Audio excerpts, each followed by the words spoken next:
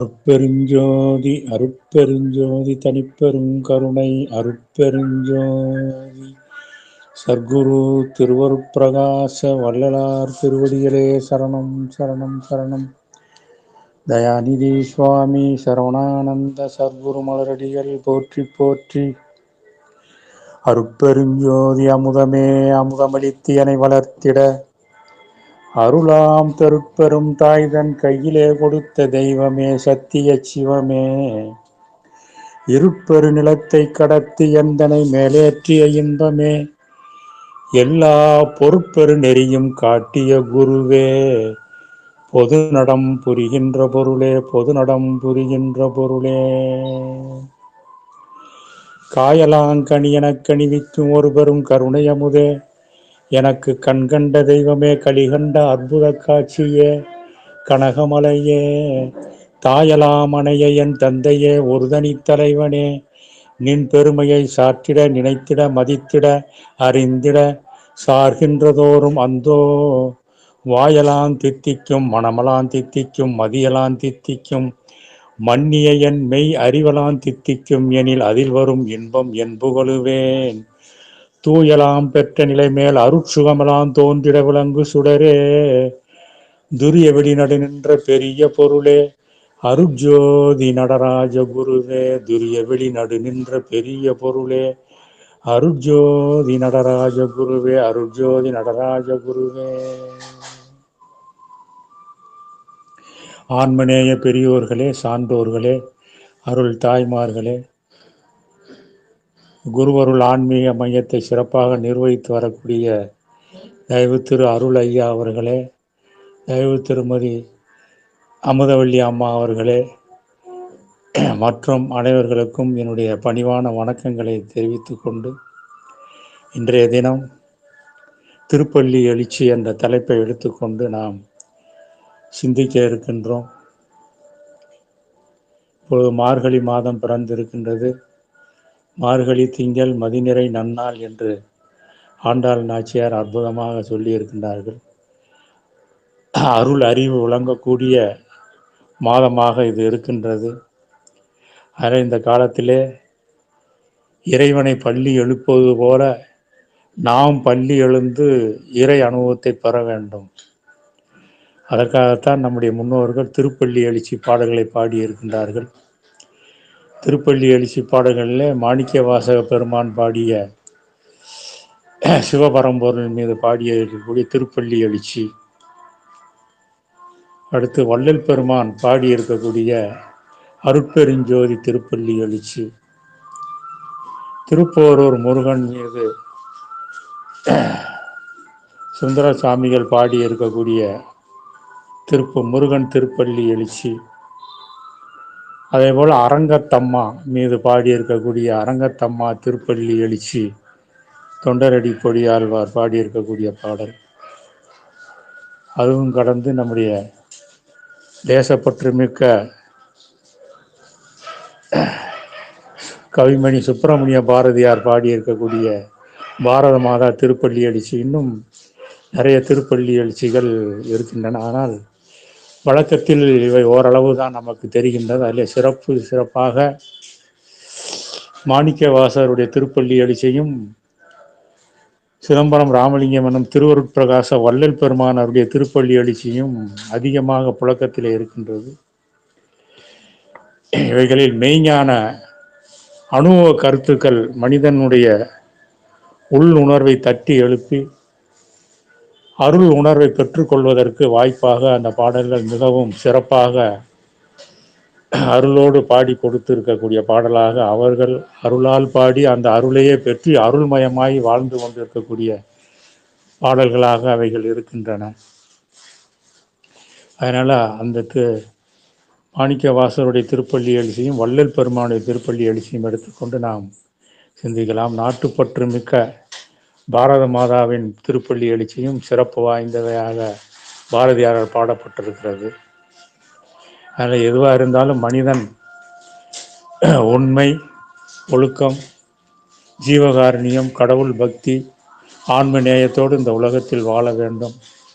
அதுதான் அவனுக்கு சிறந்த வாழ்க்கையை அமைத்து கொடுக்கும். அதனால் அவனும் சிறப்படைவான், அவனை சார்ந்த இந்த உலகமும் சிறப்படையும் என்பதுதான் ஆன்மநேயம் மிக்க பெரியோர்களுடைய ஞானிகளுடைய அனுபவமாக இருக்கிறது.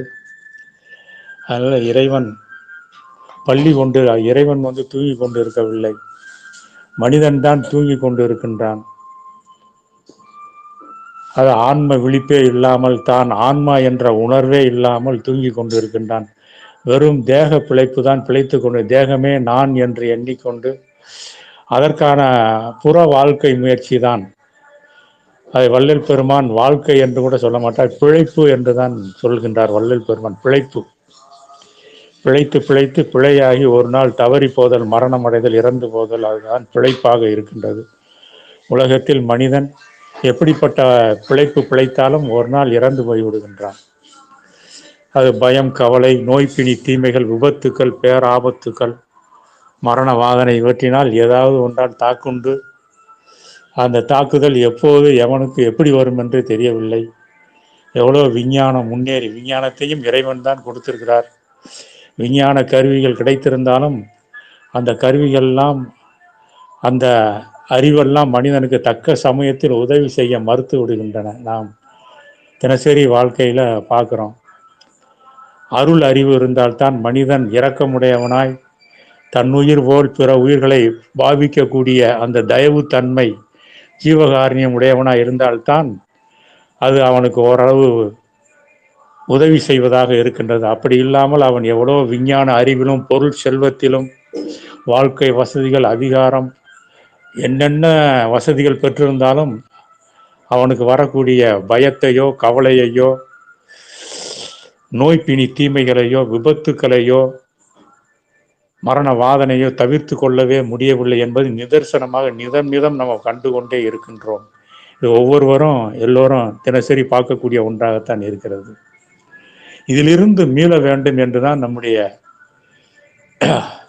ஆன்மநேயமிக்க அருளாளர்கள் நமக்கு அருள் நெறியை கொடுத்தார்கள். அதிலே தலை சிறந்ததாக சுத்த சிவநெறியும் வள்ளல் பெருமான் அருளி இருக்கக்கூடிய சமரச சுத்த சன்மார்க்க தயவு நெறியும் சிறந்ததாக இருக்கின்றது. அதில் தான் கடவுள் ஒருவரே, அவர் அருட்பெருஞ்சோதியர் அல்லது சுத்த சிவம். அந்த இறைவன் எங்கும் எல்லா பொருள்களையும் அணுதோறும் நிரம்பி இருந்தாலும் அகத்திலும் பூரணமாக நிரம்பி இருக்கின்றார். அகமும் புறமும் பூரணமாக நிரம்பி இருக்கின்றது. அதனால்தான் வள்ளல் பெருமான் கூட பாடினார், பரசிவம் சின்மயம் பூரணம் என்று சொல்றார். பூரணமாக இருப்பது, அந்த இறை ஆற்றல் இல்லாத அணுவும் கிடையாது, இல்லாத பொருள்களும் கிடையாது. அதனால வள்ளல் பெருமான் பாடுவார், எப்பொருட்கும் எவ்வுயிர்க்கும் உள் அகத்தும் புறத்தும் இயலுண்மை அறிவின்ப வடிவாகி நடிக்கும் மெய்ப்பொருளாம் சிவம் ஒன்றே என்று அறிந்தேன் என்று சொல்கின்றார். எல்லா பொருளுக்கும், எல்லா உயிருக்கும் உள்ளும் புறமும் மேலும் கீழும் எங்கும் மெய்ப்பொருள் இருக்கிறது அந்த ஒன்றாகிய சிவம். சிவம்னா ஏதோ உருவத்தை நினைத்து விடக்கூடாது என்று சொல்கின்றார். சிவம் என்றால் சத்து, சித்து, ஆனந்தம். வள்ளலார் சிவம் என்பதற்கு மெய்ப்பொருள் கொடுக்கிறார். சி என்றால் சத்து, வா என்றால் சித்து, இம் என்றால் ஆனந்தம். சத்துனா இயற்கை உண்மை தமிழ்ல, சித்துனா இயற்கை விளக்கம் அல்லது இயற்கை அறிவு, ஆனந்தம் என்றால் இயற்கை இன்பம். இதுதான் இறைநிலை. இயற்கை உண்மை, இயற்கை அறிவு, இயற்கை இன்பமாக விளங்கக்கூடிய ஒரு அனுபவ பொருள் தான் இறைவன். அது எங்கே வெளிப்படும்? ஜடபூத பொருள்களிலேயோ, கல்லிலேயோ, மண்ணிலேயோ, எந்த ஐம்பூதங்கள்லேயோ, கருவிகளிலேயோ, விஞ்ஞான கருவிகள்லையோ, நவீன விஞ்ஞான கருவிகள்லையோ எதிலையுமே வெளிப்படாது. ஆறறிவில் சிறந்த மனிதனிடத்துல அந்த மனிதனும் மெய்யறி உடையவனாய் அன்பு, தயை, ஒழுக்கம், நடுநிலை, ஜீவகாரணியமுடையவனாய் ஆன்மநேயமோடு இருக்கக்கூடிய அந்த மனிதனுடைய உயிர் உணர்விலே தான், அவனுடைய அறிவிலே தான் இறைவன் வெளிப்படுகின்றார். இதுதான் இறைவனுடைய உண்மை தன்மை.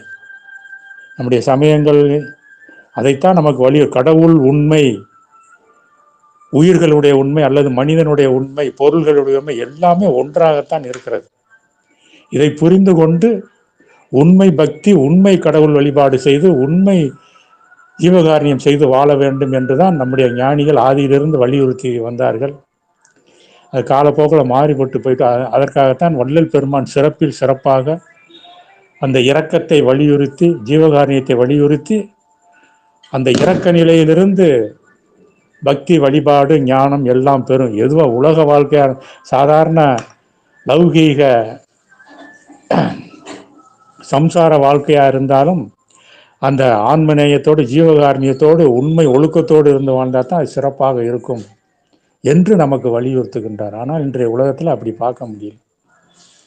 அதற்காகத்தான் வள்ளல் பெருமான் அரும்பாடுபட்டு அதி தீவிரமான பாடல்கள்லாம் பாடினார். புறநெறிகள்லாம் செல்ல வேண்டாம், சுத்த சிவநெறியாகிய அருட்பெருஞ்சோதியாகிய சுத்த சன்மார்க்க தயவு நெறிக்கு வாருங்கள் என்று இந்த உலகத்தாரெல்லாம் அழைத்தவர் வள்ளல் பெருமான். மாணிக்க வாசகர் அவருக்கு முன்னோடியாக இருந்திருக்கின்றார். அதனால்தான் மாணிக்க வாசகர் கூட அவர் கட்டிய திருக்கோயில், அதான் திருப்பெருந்துறை என்று சொல்லக்கூடிய ஆவுடையார் கோயில் என்று இன்றைக்கு அழைக்கப்படுகிறது. அதனுடைய இயற்பெயர் திருப்பெருந்துறை. அவர் மாணிக்க வாசகர் வைத்த பெயர் திருப்பெருந்துறை தான். பிற்காலத்தில் அது அங்கே வெறும் ஆவுடை மட்டும் இருக்கனால ஆவுடையார் கோயில்னு சொல்லிட்டாங்க. ஏன் அப்படி வெறும் ஆவுடை மட்டும் வைத்தார்கள் என்றால், மனிதனுடைய மூளை நடுத்தளம் மாதிரியே அந்த ஆவுடை அமைக்கப்பட்டு இருக்கிறது. மேலே இருக்கக்கூடிய இறைநிலை ஒளிமயமாக அருவமாக இருக்கிறது என்பதற்காகத்தான் அங்கே அப்படி அமைத்தார். அந்த முறையிலிருந்து அந்த அனுபவத்தை ஒவ்வொரு மனிதனும் பெற வேண்டும். அந்த அருட்குருவாகிய சிவபரம்பொருள் அவருக்கு என்ன உபதேசித்து அனுபவத்தை கொடுத்தாரோ அதையே அவர் கோயிலாக அமைத்தார். மற்ற கோயிலில் மாதிரி லிங்கம், பானை லிங்கம் வைக்கல. அந்த லிங்கம் கூட ஜோதியை குறிப்பதற்காகத்தான் அது வைக்கப்பட்டது, தீபச்சுடர் போல. ஆனால் அதையும் உணராமல் அந்த ஆவுடையார் கோயிலில் கூட இப்போ கூட அந்த ஆவுடைக்கு மேலே ஒரு வெள்ளி குவளை மாதிரி வைத்து அது லிங்கம் மாதிரியே காட்டுறாங்க. அது செய்யவே கூடாது. மாணிக்க வாசக பெருமான் மனிதன் தனக்குள் இருக்கக்கூடிய அந்த உடம்புக்கும் உயிருக்கும் உணர்வுக்கும் அறிவுக்கும் ஆதாரமாக விளங்கக்கூடிய ஆன்ம உணர்வாகி அந்த அருவமாகத்தான் இறைவன் இருக்கிறார். அந்த அருவ நிலையில், அந்த ஆன்ம நிலையில் பொருந்துதல் வேண்டும். அந்த உண்மையை உணர்ந்து வாழ்தல் வேண்டும். அதைத்தான் மாணிக்க வாசகருக்கு குருந்தா மர நிழலிலிருந்து அங்கே ஆவுடையார் கோயில் அந்த திருப்பெருந்துறையில் அவர் அந்த அனுபவத்தை கொடுத்தார். அதைத்தான் அவர் திருப்பள்ளி எழுச்சியில் பாடி கொடுத்தார். இறைவன் தூங்கிக்கிட்டு இருக்கல, மனிதனான் தூங்கி கொண்டிருக்கான். சும்மா புலன் வாழ்வுக்காக, புலன் இச்சைக்காக, ஐம்புலன் இச்சைக்காகத்தான் தன்னுடைய வாழ்நாள் முழுவதும் தன்னுடைய அறிவையும் மனோ ஆற்றலையும் உடல் சக்தி ஆற்றலையும் தனக்கு கிடைத்திருக்க வாழ்க்கை வசதி எல்லாத்தையுமே அந்த ஐம்புல சுவைக்காகத்தான் செலவிட்டு கொண்டே இருக்கின்றான். அதனால்தான் அவன் எதிலும் வெற்றி பெறவே முடியவில்லை. பயம் வந்து விடுகிறது, கவலை வந்து விடுகிறது, நோய் பிணி தீமைகள் எந்த நேரத்தில் யாருக்கு எந்த நோய் வருதுன்னு தெரியல. அதை தீர்க்கக்கூடிய மருந்தும் கிடையாது. உணவு பழக்கமும் அது மாதிரி ஆகிவிட்டது. கொலை புலை நெறியில், மது மாமிச நெறியில் ஜனங்கள் கொடிகட்டி பறந்து கொண்டு இருக்கின்றார்கள். இன்றைக்கு அதிலேயே பூநூல் போட்டுக் கொள்கிறார்கள், உத்திராட்சம் போட்டுக் கொள்கிறார்கள், கோயில்கள்லாம் செல்கின்றார்கள். அதனால் ஒரு பிரயோஜனம் இல்லை. பூநூல் போடுவது, உத்திராட்சம் அணிவது, திருநீர் அணிவது, திருநாமம் இட்டு கொள்வது எல்லாமே அந்த ஜீவ கருணையோடு இருந்து கொலைகளை தவிர்த்து மது மாமிசம் சாப்பிடாதவர்கள் அதை உணர்ந்து அணிந்து கொள்ளுதல் வேண்டும். இல்லாவிட்டால் பிரயோஜனமே கிடையாது.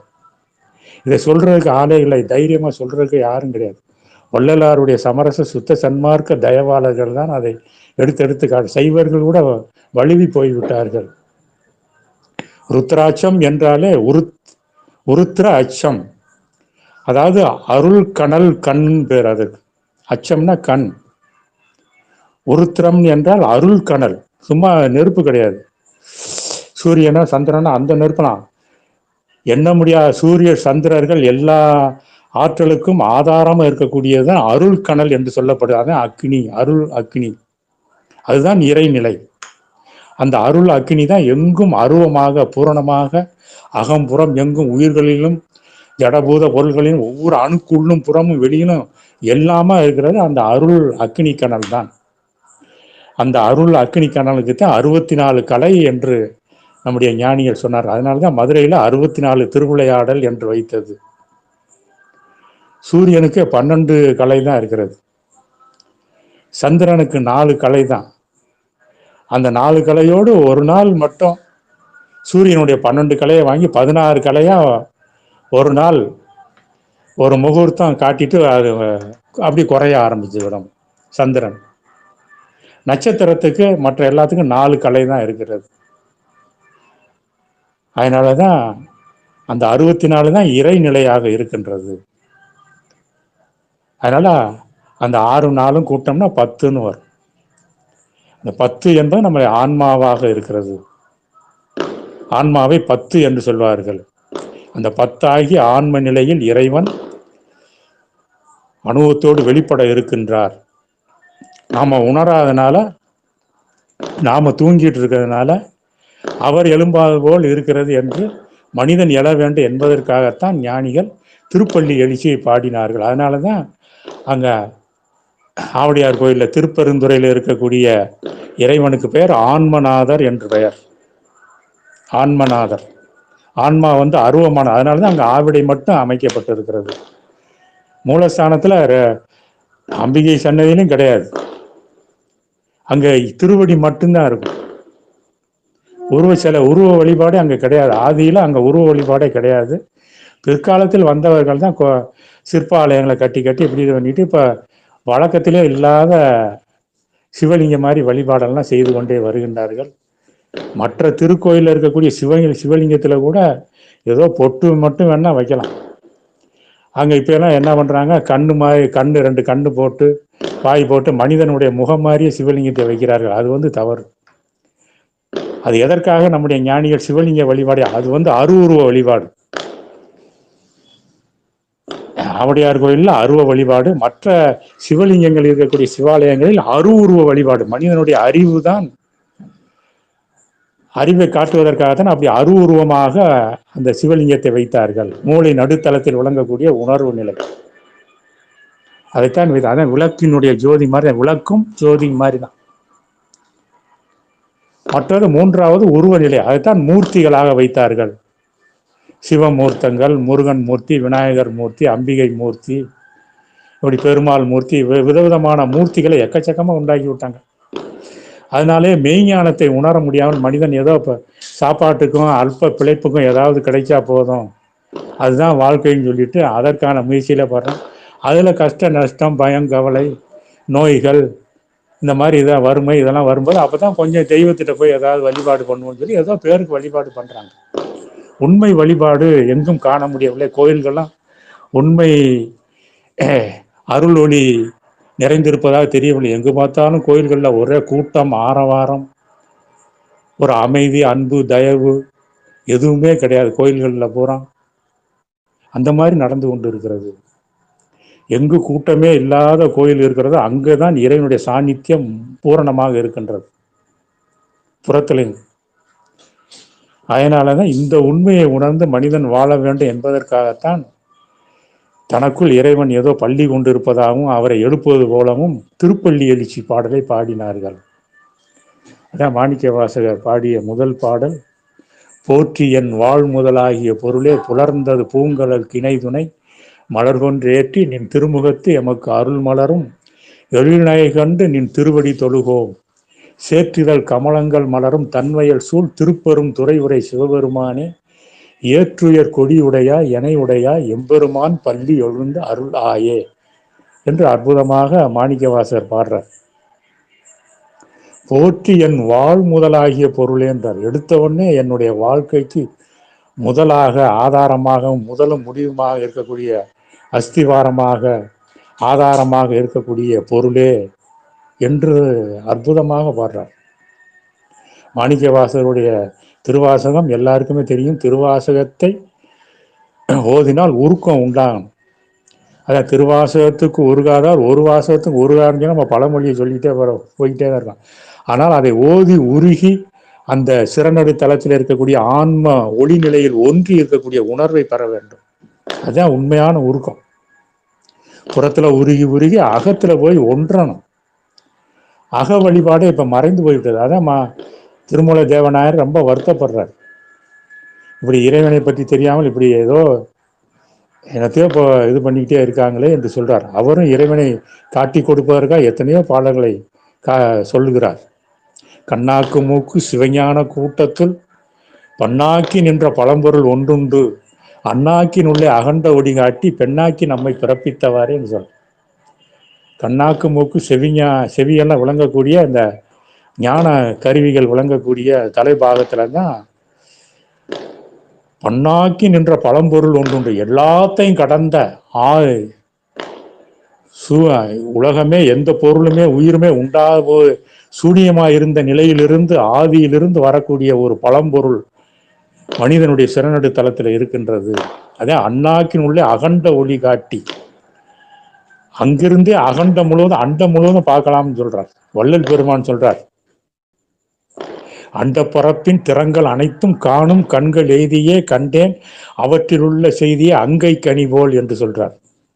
அண்டங்கள்ல இருக்கக்கூடிய செய்திகள்லாம் உள்ளங்கையில நெல்லிக்கனியை வைத்து பார்க்கறது மாதிரி பார்க்கக்கூடிய ஒரு கண் எனக்கு கிடைத்து இருக்கிறது. அதுதான் சிறநடு தரத்தில் இருக்கின்றது.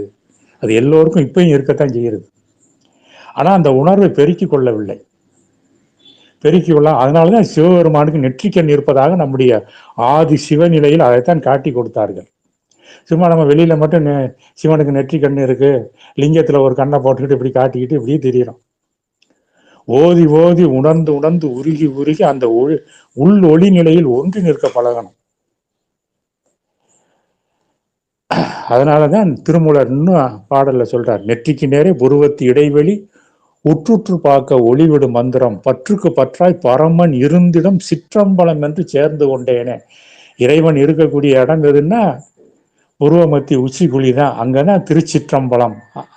அந்த உள்ளொளி நிலையினுடைய ஆதாரம் அங்கேதான் இருக்கிறது. அது சிறிய வெளி, அண்டமுற்றும் பெருவெளியாக. அதான் பொன்னம்பல வெளி.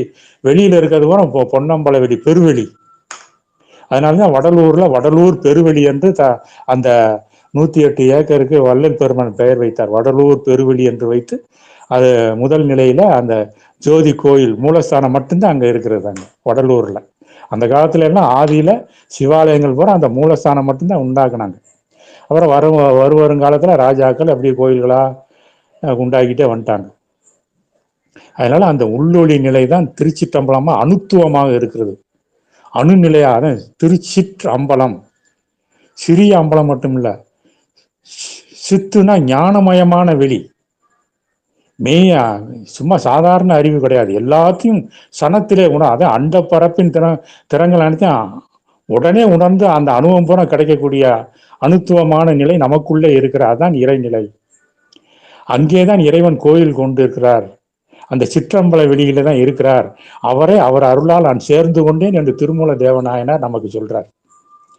அந்த உள்ளொளியை கண்டு அதை சார்ந்திருந்து விழித்தெழுவதுதான் திருப்பள்ளி எழுச்சி. மனிதனான் தூங்கி கொண்டு சாப்பாட்டுக்காகவும் உண்ண உணவு, உடுக்க உடை, இருக்க இருப்பு அது அவசியம் தேவை. அது ஓரளவு இருந்தால் போதும். ஆனால் அதற்கு மேல் வசதிகளை பெருக்கி கொண்டே போறான்.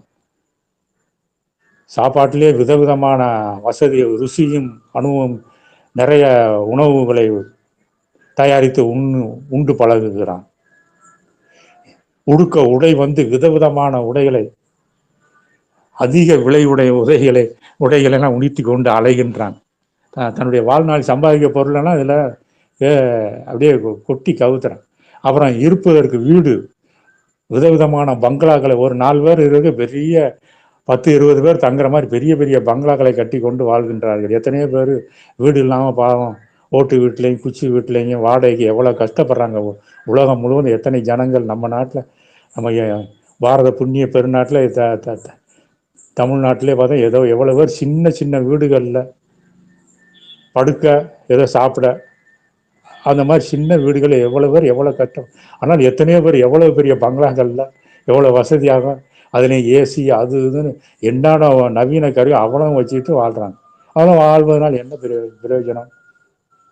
ஒரு நாள் பயம், கவலை, நோய், பிணி, தீமைகள், விபத்துகள், பேராபத்துகள், மரண வாதனை பட்டு இறந்து போய் விடுகிறார்கள். அவ்வளோதான். தன்னையும் உணரலை, பிறரையும் உணரலை, யாருக்கும் இது பண்ணல. ஆனால் செல்வ செழிப்பில் இருந்துட்டு வீணா போயிடுறாங்க. ஆனால் ஓரளவு வசதி தேவை, ஓரளவு சுருக்கமாக இருந்து கொண்டு பிற உயிர்களுக்கு கொடுத்து கொண்டே இருக்க. பிற உயிர்களுக்கு முதல்ல உணவு கொடுக்கணும். அதுதான் திருமூலர் சொன்னார், அந்த காலத்திலே சொன்னார். யாவர்க்குமாம் உண்ணும் போது ஒரு கைப்பிடின்றார். சாப்பிடும்போது ஒரு கைப்பிடியாவது கொடுத்து பழகு, அதுல இறைவன் வந்துடுவான். அந்த அந்த பக்தியாவது செலுத்துன்றார். யாவர்க்குமா உண்ணும் போது ஒரு கைப்பிடி. வள்ளல் பெருமா அதான் சொன்னார், பிறருக்கு உணவு அளித்து உண்ணுதல் வேண்டும்.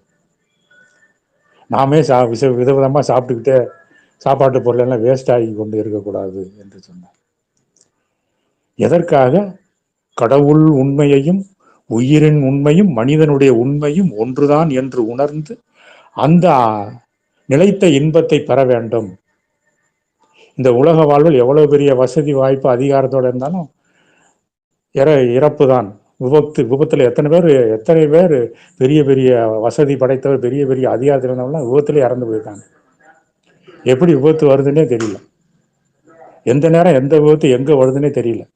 அப்படியெல்லாம் வராமல் இருக்க வேண்டும் என்றால் அதற்காகத்தான் நம்முடைய திருமூலர், மாணிக்கவாசகர், வள்ளல் பெருமான் போன்ற ஔவையார், அருணகிரிநாதர், இந்த மாதிரி சிவஞானிகள் எல்லாம் நமக்கு சொன்னாங்க, ஜீவகாருண்யம் செய்யுங்கள், உண்ணும்போது பிறருக்கு உணவு கொடுங்க, பிற உயிர்கள் பிற மனிதர் படக்கூடிய கஷ்டத்தை தாம் படுவது போல் உணர்ந்து முடிந்த உதவி செய்ய. அதுக்காண்டி நீங்க சாப்பிடாம இருந்துட்டு கொடுக்க தேவையில்லை, நீங்க சாப்பிட்டு கொண்டு உங்க குடும்பத்தை பார்த்து அதுல இருந்து கொஞ்சத்தை கொடுங்க.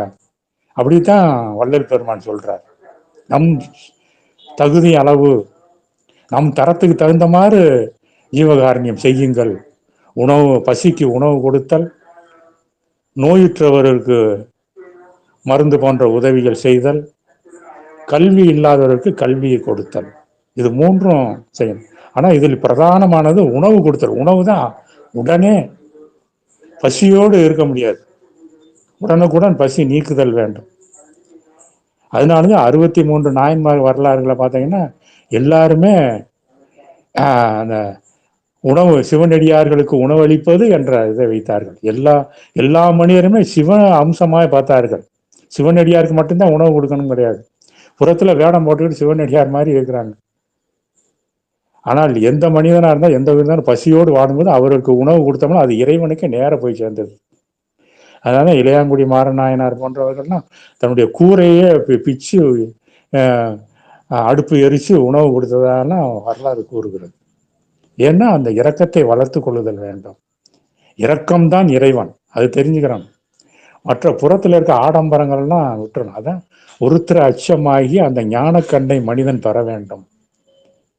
அருள் கனல் கண்ணை மனிதன் பெறணும். ஒவ்வொரு மனிதனுக்கும் இன்னைக்கு இருக்கிறது. ஆனா அது இருக்குன்னே தெரியாம எல்லாருமே எதுக்கு நெற்றியில ஊதி பூசுறோம்? அந்த உள்ளொளி, அதான் சுத்தமான அந்த ஒளி இருக்கின்றது என்பதற்காகத்தான் அந்த ஊதி பூசுறது. செந்திலகம் புருவ மத்தியில் இட்டுக் கொள்வது, 3 நாமம் விடுவது அதற்காகத்தான். அந்த உள்ளொளியை அறிந்து நாம் விழிப்படைய வேண்டும் என்பதற்காக தான் திருப்பள்ளி எழுச்சி. அதனால்தான் வள்ளல் பெருமானும் அவரும் திருப்பள்ளி எழுச்சியில பாடினார். பொழுது விடிந்தது. வள்ளல் பெருமானுடைய பாடல் மிக எளிமையான தமிழ், இலக்கண இலக்கியத்தோடு அருள் தமிழாக, அருள் அமுத தமிழாக வள்ளல் பெருமான் கொடுத்திருக்கிறார். சிவஞானிகள் கொடுத்தது பிறகு அருள் தமிழ் தான். வள்ளல் பெருமான் இன்னும் எளிமையா,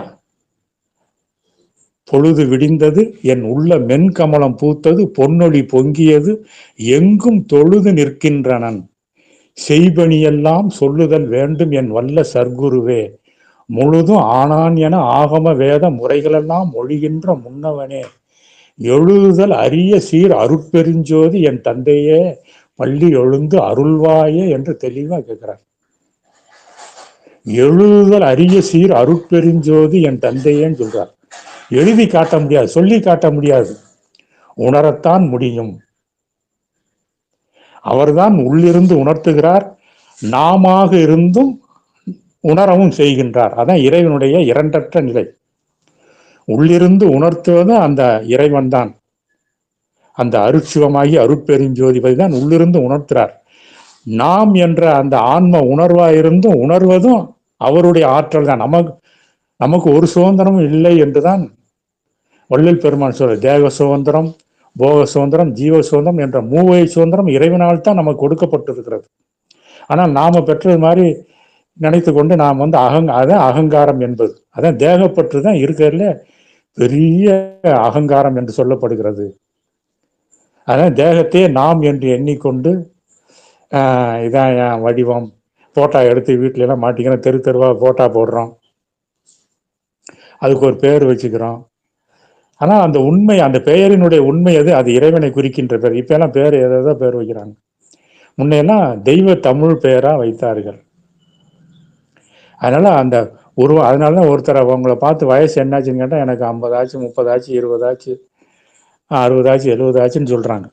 ஏன், எதை வச்சு சொல்றாங்க? தேகத்தை வைத்து தான். தேகம் வந்து தான் 30 வயசு ஆச்சு, 50 வயசு ஆச்சு, 70 வயசு ஆச்சு. ஆனால் அவனுடைய தேகத்துக்குள்ள இருக்கக்கூடிய உயிருக்கும், உயிருக்கு உயிராகிய ஆன்மாவுக்கும் வயதே கிடையாது. அது எல்லா காலத்திலும் இருப்பது. அதான் இறைநிலை. அதான் ஆன்மாவுக்கு அழிவே இல்லை என்று நம்முடைய ஞானிகள் சொல்லி வைத்தது. அழிவே இல்லைன்னா ஆன்மா இந்த உடம்போடு இருந்து உயிர் உணர்வோடு அறிவோடு செயல்பட்டாதான் அணுவம் வரும். வெறும் ஆன்மாவுக்கு ஒரு அணுவும் இருக்கா, அது வெட்ட அணுவோட அணுவா கலந்து போய்விடும். அதனால தேகம் நமக்கு ரொம்ப ரொம்ப முக்கியம் என்று வள்ளல் பெருமான் சொல்றார். பழைய ஞானிகள் எல்லாம் தேகமே வேணாம்னு சொல்லிட்டு போயிட்டாங்க. தேகம் இல்லாத போது அந்த கடைசி நிமிஷம் வரைக்கும் அந்த இறை அணுவும் இருக்கும். அந்த தேகத்தை இழந்த போது வெட்ட வெளியில கலந்து போயிடுவாங்க, இல்லாட்டி சமாதி ஆகி போயிடுவாங்க. அதோட அந்த அணுவம் முடிந்து விடும். அதுக்கப்புறம் ஒண்ணுமே இருக்காது. அதனாலதான் வள்ளல் பெருமானிடத்துல இறைவன் வந்து தேகம் அவசியமப்பா, தேகத்தை காத்துக்கொள், அதற்கான முயற்சி செய்ய என்று சொல்லி அவருக்கு அருள் ஊட்டினார். அதனாலதான் தேகம் சுத்த தேகமாக மாறுதல் வேண்டும். மல உடம்பே கற்பூர மனம் வீசக்கூடிய உடம்பாக மாறுதல் வேண்டும், ஒளி உடம்பாக மாறுதல் வேண்டும். அதனாலதான் வள்ளலார் பாடினார், கற்பூரம் மணக்கின்றது என் உடம்பு முழுவதும், கணவர் திருமேனியில கலந்த மனம் அதுதான், இப்பூத மனம் போல மறைவது அன்று கண்டா, இயற்கை நிறை துரிய நிறை இறை வடிவத்து உள்ளதுவே, பொற்பூவும் நறுமணமும் கண்டறியார் உலகர். உலகத்துல இருக்கவங்க வந்து, அதாவது பொற்பூ தங்க தாமரையையும் அதனுடைய நறுமண, தங்க தாமரை உலகத்தில் இருக்க தங்கம் கிடையாது, இது அழிந்து படக்கூடிய தங்கம். ஆனால் இந்த இறைவனுடைய அருள் பொன் வந்து எப்போதுமே மாறாது. அதனாலதான் மாற்றறியாத செழும் பசும் பொன்னே என்று அடியார்கள் பாடுறாங்க. பொன்னார் மேனியனே என்று பாடுறாருல அப்பர் அடிகள். பொன்னார் மேனியனே புலித்தோலை அரைக்கி அசைத்து என்று சொல். புலித்தோலை அறையில ஏன் கட்டியிருக்கான்னு, புலித்தோலையை எடுத்து கட்டுறது கிடையாது. புலி என்பது ஆணவம், அகங்காரம். அதை முற்றும் ஒழித்த நிலைதான் புலித்தோலை உடவில் ஆடையாக அனுப்பியிருக்கிறதுக்கு ஒரு அடையாளம். இதையெல்லாம் நம்ம தெரிந்து கொள்ளாமல் புலித்தோலை, சிவபெருமான் புலித்தோலை கட்டிக்கிட்டு தலையில கங்கை வைத்து கொண்டு அப்படியே 3 சூலாயுதம் வச்சுக்கொண்டு இப்படி மனிதனை போல இருக்கிறார். அது மூர்த்தி வடிவம். அதுல வந்து பூரா அருள் அணுவ உண்மை இருக்கிறது. அது மூடமாகவும் வெறுக்கக்கூடாது, மூடமாகவும் இப்படித்தான் இருந்துப்பான்னு சொல்லி அணுவம் இல்லாமல் போகக்கூடாது. இப்ப எல்லாமே அணுவம் இல்லாமல் போய் கொண்டு இருக்கிறார்கள். 3 தலை அந்த சூலாயுதம் எதுக்காக? 3 தேகம் நமக்கு இருக்கிறது. தூல தேகம், சூக்கும தேகமாய் அருவுருவ தேகம், அதான் அறிவா இருக்கிறது. அருவ தேகம் தான் ஆன்ம தேகம். இது 3 இருந்தால் தான் மனிதனா இருக்க முடியும். எந்த ஒரு சர்க்கரையை கூட சுவைக்க முடியும், இல்லாவிட்டால் முடியாது. தேகம் இல்லைன்னா ஒரு அணுவும் இருக்காது. தேகம் வெறும் தேகம் இருந்தால் அது சவமாக இருக்கும், அது ஒன்றும் அதுக்கு அறிவே இருக்காது. அதான் தேகம் வந்து ஜடம். அதனால நம்ம என்ன சொல்றோம், என்னுடைய கை, என்னுடைய உடம்பு, என்னுடைய கால், என்னுடைய கண், என்னுடைய தலைந்தான் என்ன எதுன்னா அந்த ஆன்மா தான். ஆன்மாவுக்கு தான் அந்த உடம்பு ஒரு கருவியாக. அதான் உடம்பு ஒரு எந்திரம், கருவி. இதெல்லாம் மெய்ஞானத்தை இப்படி நம்முடைய தமிழ் மக்கள், நம்முடைய சைவ நெறியாளர்கள், நம்முடைய இந்து ஜனங்கள் இந்த உண்மையெல்லாம், கடவுள் உண்மையையும் இறைவன் உண்மையையும் நான் மனிதனுடைய உண்மையும் உயிர்களின் உண்மையும் யாரும் எடுத்து சொல்றதில்லை. குருமார்கள்லாம் எத்தனையோ குருமார்கள், ஆதீனங்கள், எத்தனையோ மடங்கள்லாம், குரு மடங்கள்லாம் இருக்குன்னா இதையெல்லாம் ஜனங்களுக்கு வந்து எளிமையாக எடுத்து சொல்றதுக்கு ஆளே கிடையாது, கேட்கறதுக்கும் ஆள் இல்லை. ஏதோ சாப்பிட்டா போதும், தூங்கினா போதும், அதுக்கான பொருள் தேடினா போதும், அதுக்கான படிப்பு படித்தா போதும் அப்படின்னு தான் இருக்காங்க. ஆனால் ஒரு கஷ்டம் வந்துருச்சுன்னா, பயம் வந்துருச்சுன்னா, நோய் வந்துருச்சுன்னா அப்போ அலறான். ஒவ்வொரு மனிதனும் நினைச்சு பாருங்க, நோய் பிணி தீமைகள் விபத்துக்கள் திடீர் பயம் கவலையெல்லாம் வந்தோன்னா மனிதன் அலற அவங்கவுங்க உணர்ந்து பாருங்க. அப்போ மட்டும் தெய்வம் புறத்திலே இருக்க, நமக்குள்ளேயே நாமவே இருக்கின்றது. அதை பள்ளி எழுப்புதல் வேண்டும். அதான் பொழுது விடிந்தது என் உள்ள மென்கமலம் பூத்ததுன்றார் வள்ளல் பெருமான். எப்படி சொல்றாரு, உள்ள நம்முடைய உள்ள மென் கமலமா பூக்கணும். உள்ள மென்மையா இருக்கணும்னா தயவு தன்மையோ இரக்கத்தன்மையோடு அன்பு மயமா இருக்கணும். அதான் அன்பும் சிவமும் ஒன்றுன்னு சொல்லி திருமூலர் சொன்னார். அன்பு வேற இறைவன் வேற இல்லை, சும்மா நம்ம ஏதோ பண்ணிக்கிட்டே தெரியிறோம். அதனால வள்ளல் பெருமான் பாடின அன்பனும் பிடியில் அகப்படும் மலையே, அன்பனும் குடில் புக அரசே, அன்பனும் வளைக்குட் படுபரம்பொருளே, அன்பனும் கரத்தமர் அமுதே, அன்பனும் கடத்துள் அடங்கிடும் கடலே, அன்பனும் உயிர் ஒளிர் அறிவே. அன்பாகிய உயிர்ல தான் இறைவன் அறிவா ஒளிர்கிறாராம். அன்பில்லாத உயிர்ல வர்றது அதான் வன் அறிவு. அதான் விஞ்ஞானம்லாம் அன்பில்லாத அறிவில் வர்றதுனாலதான் அது நன்மையை விட தீமையைத்தான் அதிகமாக தருகிறது என்று விஞ்ஞானிகளே சொல்கிறார்கள். விஞ்ஞான கண்டுபிடிப்புகள்லாம் ஒரு 60-70% தீமையைத்தான் தருகிறது. 20% 30% தான் ஏதோ நன்மை கிடைக்கிறது. அதையும் அந்த ஜீவகாரணியம் அன்புடையவன் பயன்படுத்தினால்தான் அது நன்மையாக இருக்கும். இல்லாட்டி தீய வழிகளுக்கு நிறையா பயன்படுத்தும். இப்போ விஞ்ஞான கருவிகள்லாம் நாட்டுக்கு நாடு வீட்டுக்கு வீடு ஒவ்வொருத்தரும் பயமுறுத்தி கொண்டு அப்படித்தான் இருக்கின்றது. எல்லாருக்கும் தெரிஞ்சது தான். அதுக்காகத்தான் மனிதன் மெய்ஞான வழியில வரணும், கடவுள் பக்தியா இருக்கணும், ஒழுக்கமா இருக்கணும். ஒழுக்கம் அது இல்லை. ஒழுக்கம் இல்லாத எந்த பக்தியோ வழிபாடோ சமய மதங்களோ எதுவுமே சிறப்படையாது. அதனாலதான் வள்ளல் பெருமான் ஒழுக்கத்தை முதல்ல சொன்னார். உண்மை நெறி ஒழுக்கம் என்று சொல்கிறார். ஒழுக்கம் இல்லாத சாதாரண உலக வாழ்க்கையா இருந்தாலும் சரி, மேலான ஞான வாழ்க்கையா இருந்தாலும் சரி, ஆன்மீக வாழ்க்கையா இருந்தாலும் ஒழுக்கம் இல்லைன்னா ஒன்றும் பிரயோஜனமே கிடையாது. ஒழுக்கம் இருக்கணும், உண்மை இருக்கணும், அன்பு மயமான நிலை இருக்க வேணும். எல்லா உயிரும் நம் உயிர் என்ற அந்த உணர்வு வரணும். அது சிறுபோது இருந்தே பயிற்சி கொடுக்கணும். நம்மளால எங்கள் பிள்ளைங்களுக்கு ஏதாவது பக்தி வழிபாடு சொல்லி தரமா ஒன்றும் கிடையாது. ஒரு பாடல் ஒரு மந்திரமாகவே பிள்ளைகளுக்கு தெரியுதா? நம்ம சைவ இந்து வீட்டு பிள்ளைகளுக்கு ஒரு சிவ முருகா ஏதாவது தெரியுமா சொல்லுவீங்களா? அதெல்லாம் 60 வயசுக்கு மேலே 60 வயசுக்கு மேலே இப்போ நோய் பிடித்து அலைகிறார்கள். அதனால நம்ம பிள்ளைகளுக்கு ஆரம்பத்திலிருந்தே பக்தியை ஊட்டுதல் வேண்டும். உண்மையை சொல்லித்தரணும். உண்மைதான் கடவுள், உண்மைதான் சிவம், உண்மைதான் முருகன், உண்மைதான் விநாயகர், உண்மைதான் மீனாட்சி சுந்தரேஸ்வரர், உண்மைதான் திருமால் பெருமாள். எந்த கடவுளா இருந்தும் உண்மை, ஒழுக்கம், அன்பு இது எல்லாம் சேர்ந்து இருந்தா தான் அதுதான் கடவுள். அதை விட்டுட்டு நம்ம வேற என்ன புறத்துல பார்த்துட்டு ஏதோ பண்ணிக்கிட்டு என்னென்னமோ பண்ணிட்டு அலைகிறோம். அந்த விழிப்பு நிலையை அடைவதற்கு தான் இந்த திருப்பள்ளி எழுச்சி. அதான் மாணிக்கவாசகர் போறார், கண்ணகத்தே நின்று கழிதருதேனே கடல் அமுதே கரும்பே என்று சொல்றார். விண்ணக தேவரும் நன்னவும் மாட்டா விழுப்பொருளே உனதொழுப்படியோங்கள் மண்ணகத்தே வாழச் செய்தானே வன் திருப்பெருந்துறையாய் வழியடியோ. கண்ணகத்தே நின்று கழிதருதேனே கடல் அமுதே கரும்பே விரும்பும் அடியார் எண்ணகத்தாய் உலகுக்கு உயிரானாய் எம்பெருமான் பள்ளி எழுந்து அருள் ஆயே என்றார். விரும்பும் அடியார் எண்ணகத்தாய் என்றார். விரும்பக்கூடிய, அதாவது உண்மையை விரும்பக்கூடிய, ஒழுக்கத்தை கடைபிடிக்கக்கூடியவர், அன்பை விரும்பக்கூடியவர்களுடைய எண்ணமாகவே இறைவன் சிவம் விளங்குகிறது. சச்சிதானந்தமாக அந்த சிவநிலை விளங்குகிறது. சிவம்னா சச்சிதானந்தம், அதை மறந்துடக்கூடாது. இயற்கை உண்மை, இயற்கை அறிவு, இயற்கை இன்பமாகிய அனுபவ அறிவு நிலை, அன்புமயமான அறிவு நிலை. அதனால வள்ளல் பெருமான் சொல்வார், அன்புடைய என் அறிவேன்வார். இறைவன் எப்படி இருக்கான்னா அன்புடைய அறிவா இருக்கானா. வன்புடைய அறிவுன்னா உலகத்துல போர், பஞ்சம், பிணி, ஒருத்தருக்கு ஒருத்தர் போட்டி, பொறாமை, சண்டை, சச்சரவு, அதான் வன்புடைய அறிவு. உலகம் முழுவதும் வன்புடைய அறிவு தான் பெருத்து போயிருக்கிறது. அதனால ஒழுக்கமில்லை, உண்மை இல்லை, மது மாமிசம் எங்கும் தலை விரித்து ஆடுகின்றது. எங்கு பார்த்தாலும் உயிர் கொலையும் பிழை புசிப்பும் செய்கின்றார்கள். ஈவு இரக்கம் இல்லாமல் சிற்றுயிரெல்லாம் கொல்லப்படுகின்றன.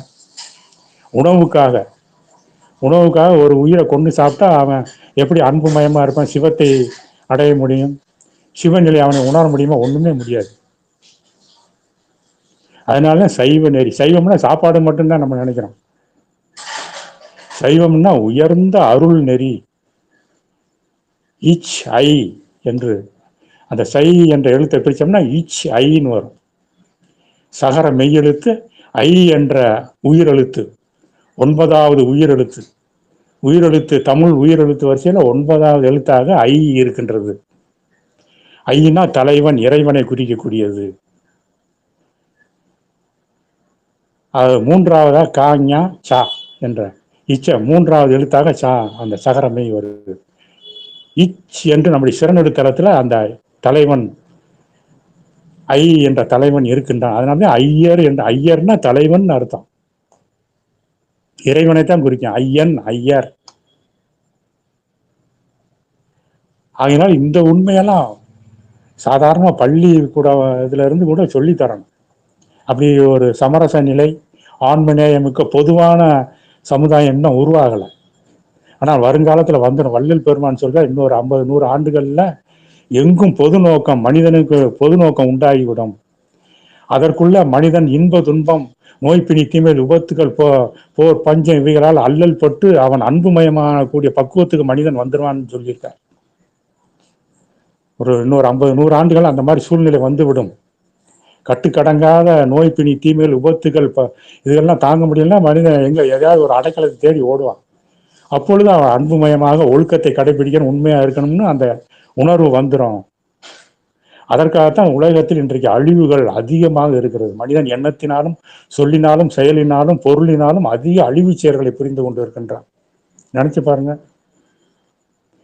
அதனால எண்ணத்தினாலும், சொல்லினாலும், செயலினாலும், பொருளினாலும் தயவு செயலை, இரக்க செயலை, ஜீவகாருண்ய செயலை புரிந்து வருதல் வேண்டும். தன்னுடைய சக்தி அளவுக்கு புரிஞ்சுக்கிட்டே வரணும். அதுதான் உண்மை கடவுள் வழிபாடு. அதனாலதான் வள்ளல் பெருமான் ஜீவகாருண்யமே கடவுள் வழிபாடு, அது உண்மை கடவுள் வழிபாடுன்னு சொன்னார். ஜீவகாருண்யமே உண்மை கடவுள் வழிபாடு, ஜீவகாருண்யமே மோட்ச வீட்டின் திறவுகோல் என்று வள்ளலாருடைய வாசகம். ஜீவகாருண்யம் தான் கதவு திறக்கும், இறைவனுடைய அந்த திருச்சிற்றம்பல கதவு திறக்கும், கோயில் கதவு திறக்கும். இரக்கமில்லாதவர்களுக்கு எதுவுமே திறக்காது. ஆனால் அந்த இரக்கம் இயற்கையினால் புகட்டப்பட்டு எல்லா மனிதருக்கும் எல்லா பேரும் புகட்டப்பட்டு கொண்டுதான் இருக்கிறது.